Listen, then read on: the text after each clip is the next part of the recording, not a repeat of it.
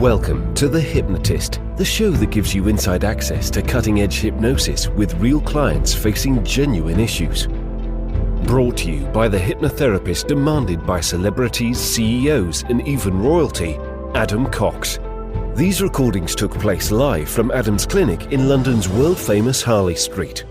This podcast features powerful hypnosis, so do not listen while driving or operating machinery.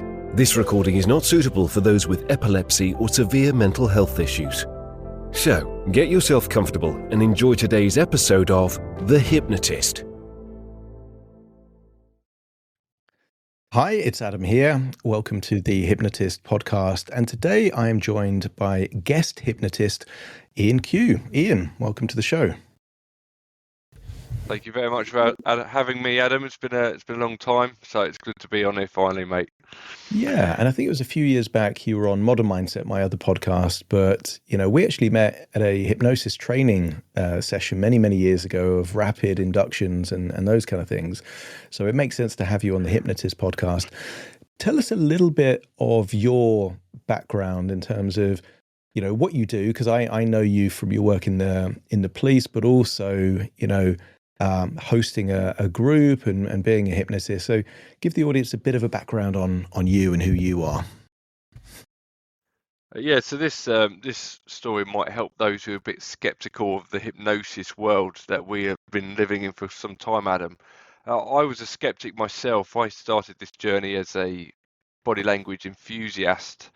I travelled the world in 2007 after taking a break from work, and for 6 months after picking up a body language book, started studying human behaviour. I had plenty of time to do it each day, and I was able to do it in a variety of countries around the world. America, Thailand, New Zealand, Australia were just some of the ones which I was analysing body language. So I brought these skills back to the UK, and I was able to obviously decipher what people really meant, what they was thinking, what they was feeling, and I was able to use that in lots of variety of work. Then I saw a hypnotist one day, sort of made me expand this world of psychology. I did the body language thing, then I started wanting to go into the mind. I saw a hypnotist, curious, I'd seen all the Paul McKenna things, and I was thinking, is this real? Is this actually, are these people really thinking that they are a motor car driver in a washing machine whilst listening to this music? So I approached this hypnotist at the end of it and I asked him some questions. And actually, when he told me about where he learned hypnosis, instead of, I kept an open mind. I kind of followed my skepticism and my thoughts. I was still curious, so I ended up taking the course as a skeptic. And it was only when another hypnotist or trainee hypnotist lifted my hand and said that there's balloons on them, that my hand was raising without me doing it, did I all start to understand and make sense, that it wasn't a Harry Potter land that I was going to go into. It was a state of imagined focused, and that is what led me down this path from 2008. It led me to meet amazing people like yourself. I'm very proud to know people like yourself and people who have done some amazing things, and how quickly change can come about using this powerful method. I was a complete skeptic. Now I'm a convert. Now I've done hypnotherapy, NLP, neurolinguistic programming, lots of different methods in the therapy world, and moved to where I am now, which is owning a company called Wolf Mindset. So very pleased. And for those who are listening who heard that quick story, I'll give a little teaser to your audience, Adam. At the end of this, we'll do a quick session, and I will do that, what my first experience was with hypnosis. To anybody who's listening here today, will be able to get that same experience to see what they think. Yeah, and I think experiencing hypnosis is very different from hearing about it, because to the outside world, it does look a little bit magical, mystical, a bit woo-woo, and a little bit, a lot of people, I think, have the perception that everyone that does it is faking it, particularly stage hypnosis. And I remember when I was doing my postgraduate studies in clinical hypnotherapy, we had to do dissertations. And my dissertation title was, "Is hypnosis real, or are people just playing along?" And the key convincer for me, looking at real kind of like clinical studies and the peer-reviewed reviews, is that it's fine to pretend that you're a motor car driver or that you're riding a horse in the Grand National. But what I was looking at are the things like pain. If people are just pretending that they don't feel pain, but they are really feeling pain, there would probably be some kind of reaction to that. And the more I looked at some of the actual kind of applications within kind of surgery and hospitals and dentists, it's kind of like, yeah, people can't be playing along under those circumstances because there's no upside. There's no audience to kind of play up to. Like, you either don't feel the pain or something else is kind of happening there. So that for me gave me a sense of what's actually going on, because I think in stage hypnosis, some people really are, and as hypnotists, we can see what to look for in terms of real deep trance and what most people would call hypnotized. But there are the people that they just want to kind of have fun. They want to get involved. And actually, if you said, look, there's no hypnosis here. Who wants to just do some improv on a stage and have a good laugh? They'd do that as well, but they're not really hypnotized. So I think if people's frame of reference is stage hypnosis, it does blur the edges because not everyone on the stage is hypnotized.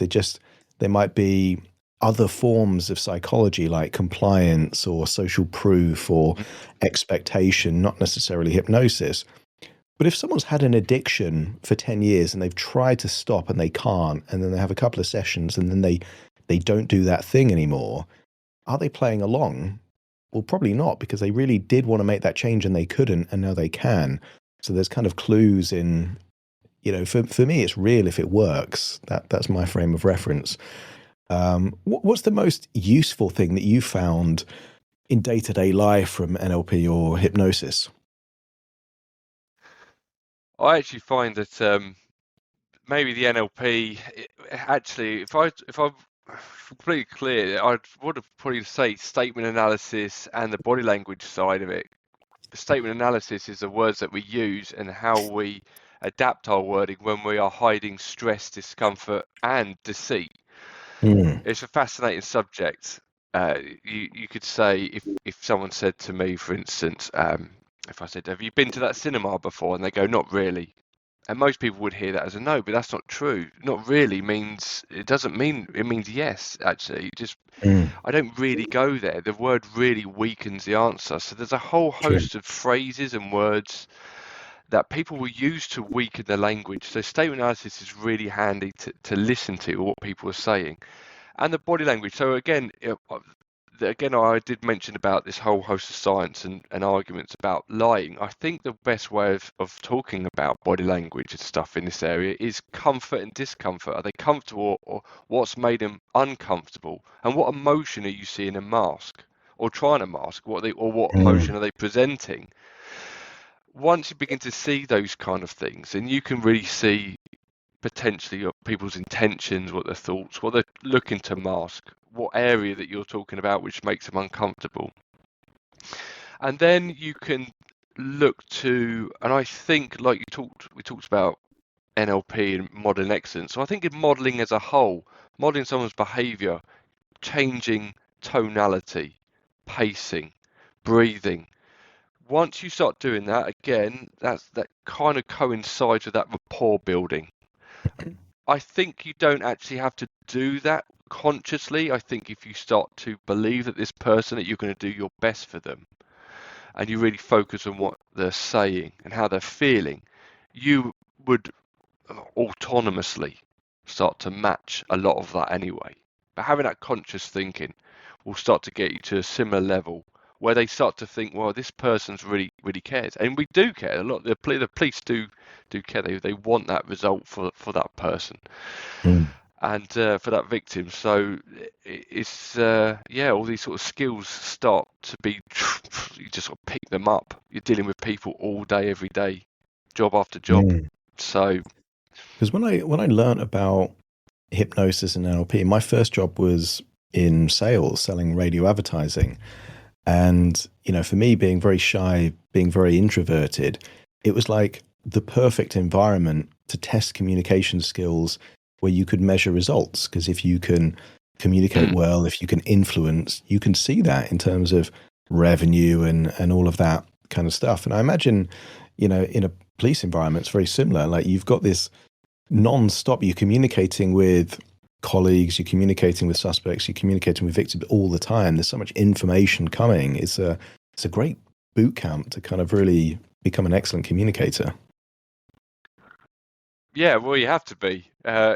You quickly get found out if you struggle with communication. It can almost lead to complaints and stuff if you are struggling to communicate with people every day. So it is baptism by fire, almost to speak. Communication is key. Communication is extremely important in that area, and it can be the difference between having a roll around with someone or calming someone down to get on a similar level. And I think that's actually similar to where some techniques in NLP come in without even people realizing. Pattern interrupts. Pattern interrupts are so powerful when someone is suddenly confused and looking for a different answer to get them out of a previous pattern into a curious pattern. What did you mean by that? Or explain more, and it can really change people's behavior quite quickly. So yeah, that's some areas which is quite useful. One thing I picked up on, and I don't know if it was learning about NLP and hypnosis which helped me pick up on it, but is that certain professions have certain tonalities. It's kind of like a teacher tends to have a teacher voice over time. And I think people in police, if they have lots of upward inflection and they don't sound certain or confident, then I think that would impede their ability to kind of do their job. So I don't know if you've noticed this, but do you find that people within the police either tend to have that kind of authoritative and quite credible tonality as just like that's how they were, or do you think it was learned, like they needed to speak in that way in order to kind of do well in their role? When officers start, they a variety of different backgrounds, variety of different ages, and variety of different experiences. And many don't start off with that authoritarian tone. Some naturally have it, and some don't ever get it. Some just do not get it. But I think from the situations that they're in, it is like a behaviorist learning curve. They experiment with different scenarios that they go to, and obviously if an authoritarian tone works, or they are modeling the tutors or more experienced officers and they see it and they see that work, then that's how it comes about. Often from looking at their peers, looking at senior, more experience, and seeing what works. And that's how it goes on. That's how it then moves on from obviously generation to generation. Does authoritarian approach and voice work? It does in a lot of situations. So you have to, it's good if you can find your voice. Yeah, and also knowing what's appropriate for a circumstance, because if you're dealing with someone that's just lost someone, you're not going to be delivering, sad news in an authoritarian way. You're going to change the approach. But I imagine like it is helpful when you've got a lack of time that people are responsive and compliant pretty quick. And if you've got that upward inflection of, can you stop? Can you show me some information? Like, they're like, oh, I can say no to this. It's just implied in the tonality. So, like you say, a baptism of fire. Like it either clicks into place or it becomes a very challenging role to do. And that also links to the body language, which I know you did an excellent presentation at the UK Hypnosis Convention. I think it was very engaging.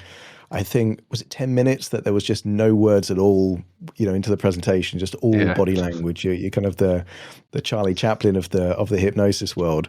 And it's true.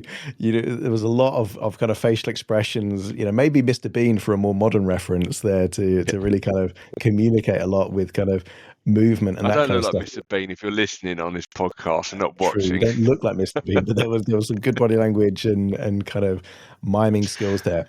Tell us about, because I think you help people learn about kind of body language. So tell us a bit about what you were talking about at the UK Hypnosis Conference last year, and what you're going to be talking about next year, or actually later this year. It's November, isn't it?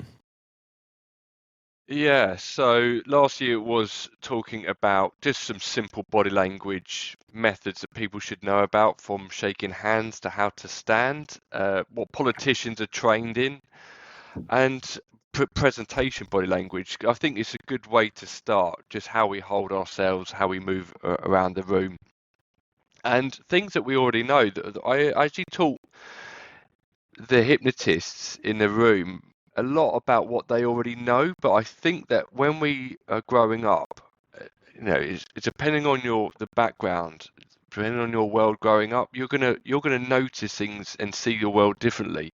And I'm very sorry to say to anybody who's lived through a life of, say, trauma, you're going to notice expressions of anger probably a lot quicker than other people. You're going to notice dangers and threat a lot quicker than anybody else. And again, that could, if you've gone through difficulties, it could become your superpower. You'll be able to notice different things than other people would. Those who've gone through a traumatic incident with somebody in particular, you may begin to notice signs of abusers than other people won't, the red flag, so to speak. So the hypnotists are obviously dealing with people that have got all different variety of things that they go to for the hypnotist for. These hypnotists are going to start noticing body language more. They're going to notice where somebody needs support or some assistance. They're going to notice when the feeling is bubbling up from potentially they're giving themselves a self-hug, or their eyes are dropping down and they're looking down to have their own internal voice and feelings. All of these things they're going to notice. So it was mainly just getting these amazing people in the room, what they already know, but we often only have a gut feeling. It doesn't go to our head until we're trained. I think we just go, I don't feel right in this room, but I don't know why. You go to a pub and go, there's a vibe in this room, I need to get out. Yeah. Or you go to a house party and you think, oh, I think they may be single, and I think that these two over there, they're on a first date. You just pick up these things, but you can't quite rationalize it. And this year is an area which really fascinates me. In fact, it's one of my favorite areas in relation to fear, and fear that holds us back. There's so many routines that we have in our lives. There's so many ways that we deal with problems, with situations and people, often down to our fear response. That's been ingrained in us as a fear response that worked on a previous time. So each time it repeats that pattern for survival. And that's what I'm going to be looking into. The fear trap, why we can get trapped ourselves in fear and how it can spiral out of control. That's what I like to work with people on, getting out of their own head, getting the fears out of the way and live more. So that's going to be this year. Well, I'm looking forward to it. I'm going to be there, so I'll definitely check out your presentation then. Tell us about the Wolf Mindset, because I've been a member of your group for a few years now. I think it's a very empowering group, but people might be fascinated by the name Wolf Mindset. Tell us a bit about what it's all about, what the name represents, and what it includes. It just came about after doing one-on-one hypnotherapy for years. I was seeing people with trauma, anxiety, and after helping them get through that, they then lived what they would call sort of a baseline life. They had all the aspiration and dreams, but they wouldn't push themselves out of the comfort zone beyond what we just worked on. So on follow-ups, it'd be frustrating. Yes, the trauma had gone. Yes, the anxieties had been sorted, and I was obviously really proud about that, and really proud of them for the work they'd done. But on follow-ups, they wouldn't then go further outside their comfort zone. There wasn't living. it was 2022 that I was in bed and I had this image in my head. This logo just came to me. It was a few days before Christmas. I couldn't shift this idea. It was this wolf logo, and then that evolved within by the next full moon, which was strangely enough a wolf moon in January. Wolf Mindset was born. It was created for therapists who had dealt with clients who had help with anxiety, who had help with the things that were holding them back, the blocks, who wanted to live more, who wanted to get themselves further out the comfort zone. And that then spiraled this group, this wonderful group that we got. And the reason why I've gone for wolves is because it's that pack mentality. Loneliness is a big thing which really doesn't help with people. Loneliness is one of the, it's not talked about often enough, I don't think, in the world.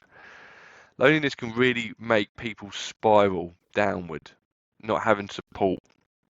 And some people struggle to get that support because they're too friendly with people, they wear too many masks, they can't be themselves for a variety of reasons. So Wolf Mindset was born, and I started creating courses on anxiety, on hypnosis, on self-esteem, and I started creating all the things which hold people back.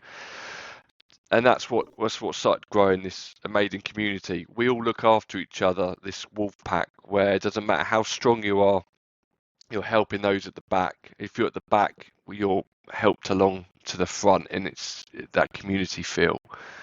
And I love talking about it. It's something I'm very proud of. We've worked great, and we try to make it fun. We try to make it so that we go out to different places and do some great things as well, pushing ourselves out of our comfort zone. So that is a snippet of it, Adam. Absolutely, and as someone that's been in the wolf pack, I can highly recommend it. You know, things like crazy runs in countryside, swimming in rivers, and fun activities in the Wild West and that kind of stuff. It's great. There is going to be a link, so if you click the link in the description, you'll see my link tree, and on that link tree is the landing page for Wolf Mindset. So if you are curious of learning more about the Wolf Mindset, do check out that link. It's Ian's group. Ian is the Wolf leader, so definitely check that out.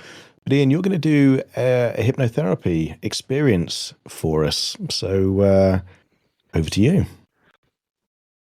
Absolutely. Thank you very much, Adam. And if you do come along to the Wolf Mindset group, we call ourselves the Wolf Pack, you will be looked after, and you'll join a group from people around the world. We'd love to have you there. So thank you for having me, Adam. And everybody who's listening, we're going to do a short hypnosis session. Something that I discovered, the first thing that helped me discover and understand hypnosis was that it is a state of focused imagination. You will be aware of what's going on. You will feel often quite relaxed, but you often won't drift off into another world unless that's where you want to go. But for this to work, you just need to sit comfortably. Have yourself with your back against a nice cushioned rest, with your feet flat on the floor.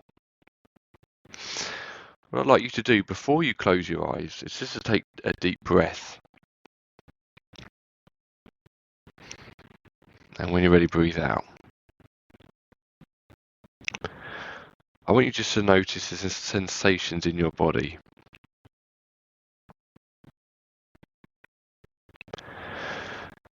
And when you allow yourself now to get your breathing into that nice rhythmic state, I'm going to ask you to lift up your arm, but bend it so that your hand is flat with your palm facing the floor, and so that your palm is fairly close to your chest.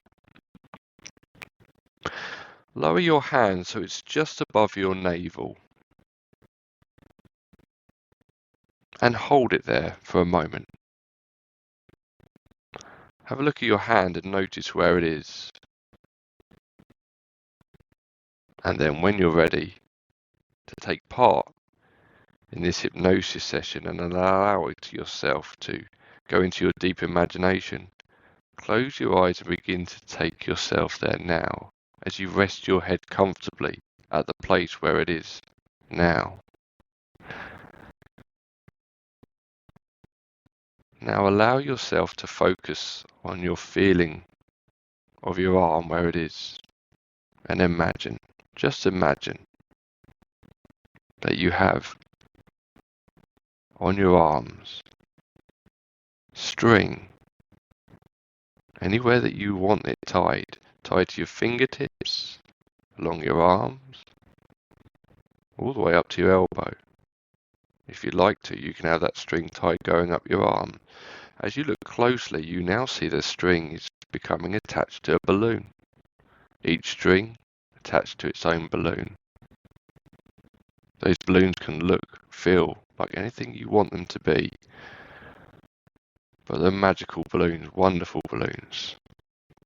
I'd like you to allow yourself to find any stresses and strains of the day, any of your anxieties or uncomfortable feelings that you may notice or find in your body. You allow yourself to imagine those feelings that no longer serve you or that you no longer need moves along to that arm. However you want it to see, feel, or even hear. Allow those feelings, those emotions, those images, or those thoughts that no longer serve you or that you no longer need to hold, move up the string and into the balloons. And as they do, notice now the pull, the rise, potentially ever so gently, or even so strong now. Notice how, with your eyes closed, just feeling in your mind's eye, noticing those balloons pulling that arm higher and higher. It's almost like those balloons want to escape. The more things you find the light the balloons get, the more it pulls your arm higher and higher and higher now. As you begin to find that your unconscious mind, that wonderful imagination, the part that really knows things deeply about you that perhaps you didn't even think about, is finding things that no longer serve you. Any uncomfortable anxieties, stresses and strains, any pains that no longer need to be alerting you. Again, like steam as it disintegrates, moving up your body or down from your mind into that shoulder, into the arm, pulling those balloons higher and higher now. Notice how your arm feels lighter and lighter as the balloons pull it higher and higher. Notice when you breathe in, if you take a nice deep breath in, you'll feel those balloons get a bolt of energy pulling it even higher with every breath that you take as you sit there. Now when you're ready, and only when you're ready, should you wish to, hypnosis is not a state of needing to have our eyelids closed. You may open up your eyes to see how high your arm has now become. Now you may notice it's just a few centimeters, but it has shown your unconscious mind is a wonderful, amazing part of you. It may have moved a few feet, but just close your eyes once you've seen, if you wish to do so, and drift down 10 times deeper into this state than you were just a moment ago. Now when you're ready, and only when you're ready, when you feel all of it has gone from your body, checking your chest, your stomach, your mind, your heart. Once it's all in those balloons, when you're ready, and only when you're ready, you can allow yourself, you can allow those strings, you can allow your imaginations to let go. Let those strings go. As you do so, notice the weight of your hand begin to drift down towards your lap. Only at the rate and speed it takes for your confidence to rise, for you to start feeling wonderful about who you are, what you've achieved in your life, and all the positive aspects that you have within your life.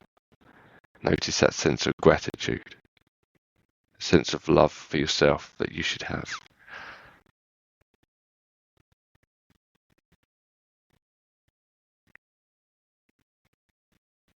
And when you're ready, and only when you're ready, when you've done enough for today,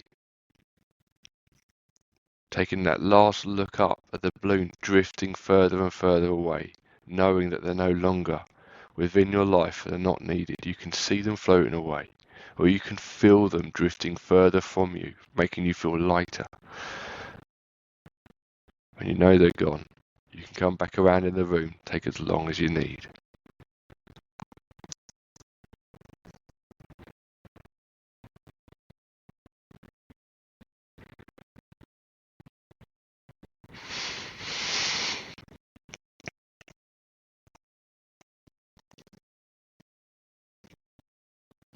That's a lovely little hypnosis experience there, Ian. That's okay, yeah, off on the fly as well, Adam. On the fly, absolutely. No, I like that. It's I think a lot of hypnotists use that kind of, sometimes book in one arm and the balloon in the other as a kind of a deepener, a convincer, an induction, like it does so many things. But I've never actually thought of putting let's say disempowering emotions into the balloon and having the balloon float away. I think that's a nice touch there to kind of create a level of disassociation from disempowering resource states. I think it's very nice. So for people listening right now, Ian, if they want to learn more about you, your hypnosis, Wolf Mindset, what's the best way they can learn more about you? They could pop along the best thing for them to do would probably be click on the link in your link tree. There's that's the landing page that I have to find out more. I've also got a website which is wolf-mindset.com.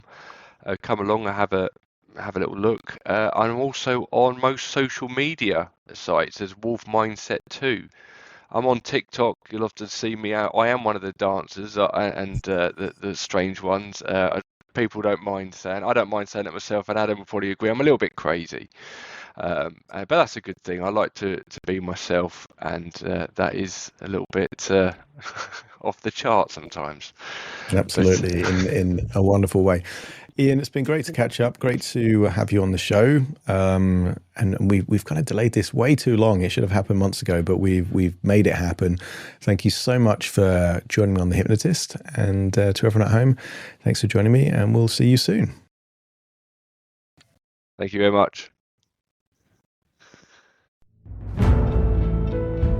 Thank you for listening to The Hypnotist with Adam Cox, the show that gives you inside access to cutting-edge hypnosis with real clients facing genuine issues. To automatically receive the latest episodes, please subscribe. If you'd like to support the show, please share this episode with just one friend you think it could help. And if this episode helped you, please leave us a 5-star review.